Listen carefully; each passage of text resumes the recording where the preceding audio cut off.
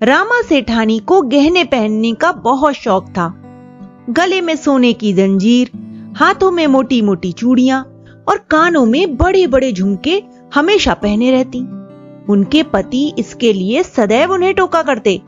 वे कहते, देखो, आजकल का जमाना ठीक नहीं है।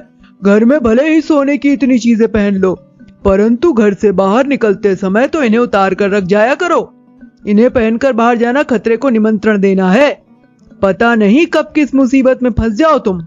दिन दहाड़े लूटपाट होती रहती है। पर रामा सेठानी हंसकर गर्दन नचाकर कहती, वाह जी वाह, कहीं नहीं डकैती पड़ी जा रही है। इतने घने मोहल्ले में तो हम रहते हैं, मुझे इतनी बड़ी को भला कौन लूट ले जाएगा। आप तो बेकार ही डरा करते हैं। मुझे तुम्हारी बुद्धिमानी पर तो भरोसा है, परंतु ठगों की नीयत पर विश्वास नहीं। अच्छे भले आदमी को तो पता नहीं वो कब कैसे मूर्ख बना दे। इस बात को वर्षों बीत गए। बात आई गई हो गई। सेठानी नित्य नियम से मंदिर जाया करती थी।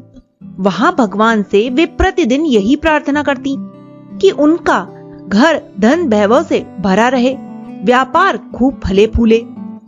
सेठानी इतनी जोर जोर से बुदबुदाती कि आसपास बैठे व्यक्ति उनकी बात सुन लेते थे।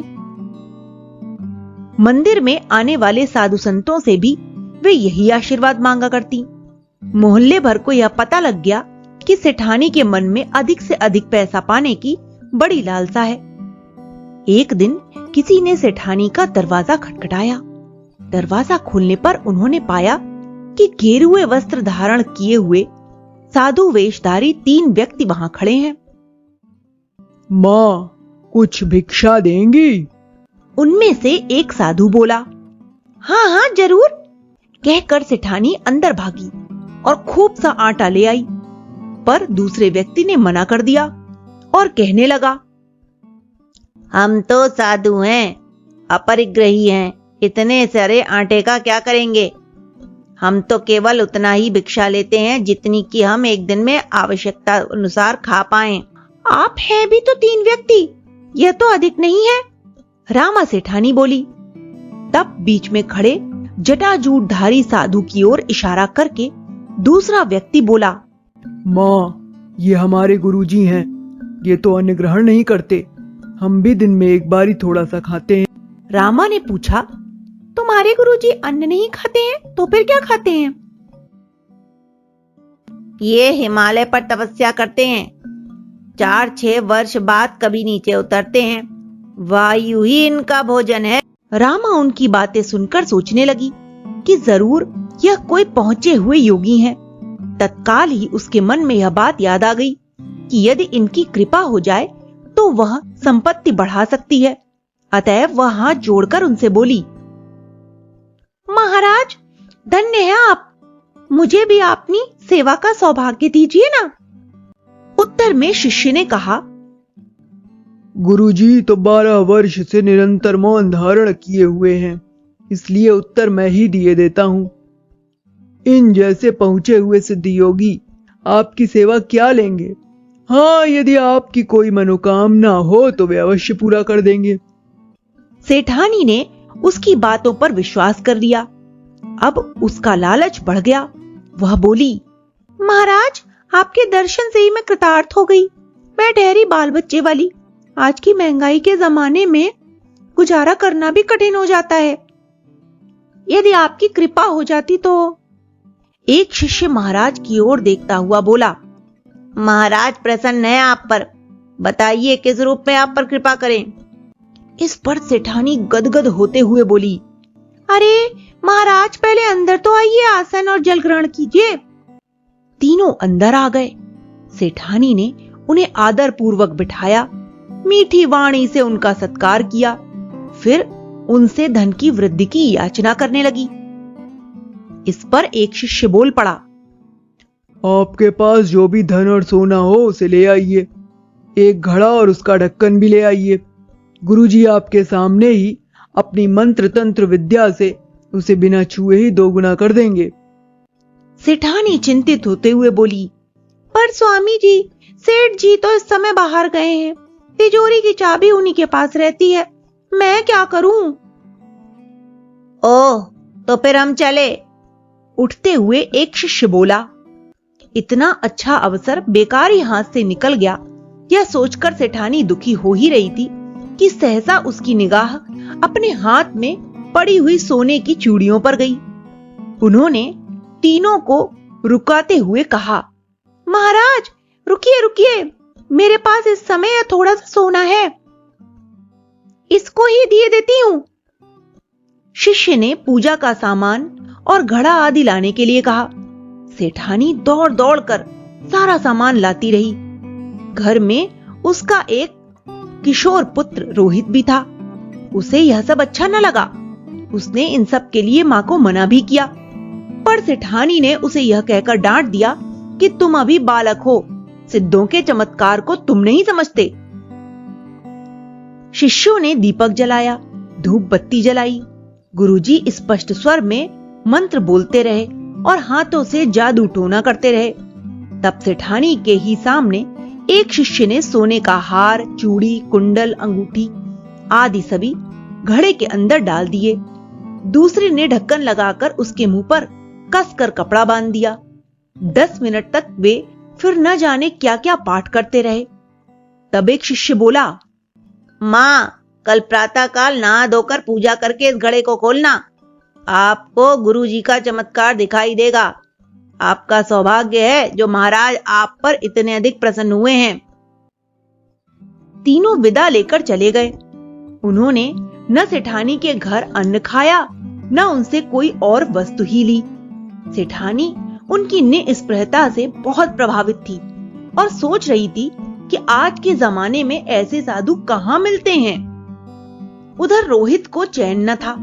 वह बार बार यही सोचे जा रहा था कि मां कहीं आज ठग न जाए। उसने देखा कि कहने सुनने पर मां पर कोई असर ही नहीं है, तो वह चुप हो गया। उसने मनी मन कुछ निर्णय लिया। जैसे ही वे गेरुआ वस्त्रधारी व्यक्ति घर से बाहर निकले, तो रोहित मां से बिना कुछ कहे उनके पीछे लग गया। वह छिपकर उनके पीछे पीछे बढ़ता गया। वे तीनों शहर से दूर निकल गए। जंगल में एक टूटे फूटे खंडहर में जाकर रुके। जाते ही उन्होंने नकली जटाजूट उतारकर फेंक दिए। गुरु बने आदमी ने अपने कुर्ते की बाह से रोहित की मां के गहने निकाले। वे तीनों अट्टहास करते हुए कहने लगे कि कुछ दिन तक तो अब चैन की छनेगी। अब रोहित ने और देर करना उचित न समझा। वह छिपते छिपाते तुरंत वहां से निकल गया। जंगल से बाहर आते ही रिक्शा किया और जल्दी से थाने पहुंच गया।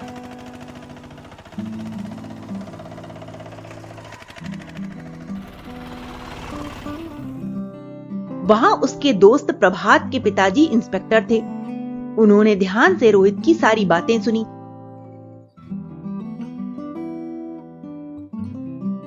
तुरंत ही वे रोहित को लेकर अपने दल बल के साथ उस स्थान पर पहुंच गए।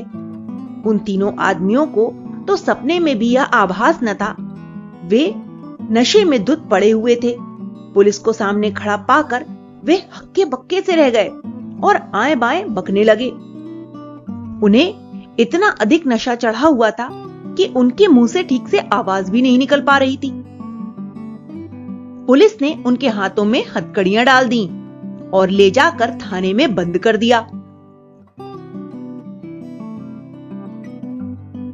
शाम को प्रभात के पिताजी सारे गहने लेकर रामा सेठानी के यहां पहुंचे। अपने गहने देखकर वह आश्चर्य में पड़ गई। उन्होंने जल्दी जल्दी से घड़ा खोला, पर यह क्या, वह तो खाली पड़ा था। वह समझ ही नहीं पा रही थी कि घड़ा कैसे खाली हो गया और कैसे उनके सारे आभूषण प्रभात के पिताजी के हाथों में आ गए। रोहित ने भी घर जाकर मां को कुछ भी नहीं बताया था। तब इंस्पेक्टर साहब ने रामा को सारी बातें बताईं। उन्हें सुनकर वे भौचक्की रह गईं। उन्होंने तो सपने में भी न सोचा था कि वे तीनों गेरुए कपड़े पहने ठग होंगे। वे तो उन्हें पहुंचा हुआ सन्यासी समझ रही थीं। प्रभात के पिता सेठानी को समझाते हुए कहने लगे, भाभी जी, साधु यदि सच्चा है तो वास्तव में आदर का पात्र है, परंतु गेरुए कपड़े पहन लेने से कोई सन्यासी निष्प्रयी व्यक्ति दुर्लभ हो, ऐसा नहीं हो सकता। जो है वे यूं ही घर घर घूमते नहीं फिरते, वे लोगों को लालच नहीं देते, उन्हें आत्मकल्याण का रास्ता दिखाते। हाँ, आपकी बात ठीक है, रमा सेठानी बोली। तभी हंसता हुआ रोहित भी वहां आ गया। प्रभात के पिताजी कहने लगे कि रोहित की सूझबूझ और बुद्धिमानी के कारण ही आज वे इस धोखेधड़ी से बच गईं। रोहित मुस्कुराते हुए बोला, माँ, व्यक्ति धनी बनता है अपने श्रम से, कौशल से, बुद्धि से। दूसरा कोई भी व्यक्ति धनी बन जाए बिना श्रम किए, ऐसा संभव नहीं है। रमा सेठानी चुपचाप सुनती रही। इस विषय में वे कहती भी क्या, पर उनकी समझ में एक बात अभी भी नहीं आ रही थी कि उस आदमी ने उनकी आंखों के सामने घड़े में गहने डाले और फिर उसके साथ चल दिए थे। प्रभात के पिताजी कहने लगे, भाभी जी, यह और कुछ नहीं, हाथ की सफाई मात्र होती है। देखा नहीं आपने जादूगरों को कि कैसे कैसे अनोखे करतब दिखाते हैं। रमा सेठानी की समझ में अब ठगी की सारी बात साफ साफ आ गई थी। उस दिन से उनकी दो बातें छूट गईं। हर समय गहने पहने रहना और किसी भी अपरिचित की बात पर बिना सोचे समझे अंधा विश्वास कर लेना। तो बच्चों, इस कहानी से हमें यही सीख मिलती है कि हमें कभी भी अधिक से अधिक धन पाने की लालच नहीं करनी चाहिए, और दूसरा, किसी भी व्यक्ति पर वो अनजान है यदि उस पर विश्वास नहीं कर लेना चाहिए। अपने बुद्धि और विवेक से काम लेना चाहिए।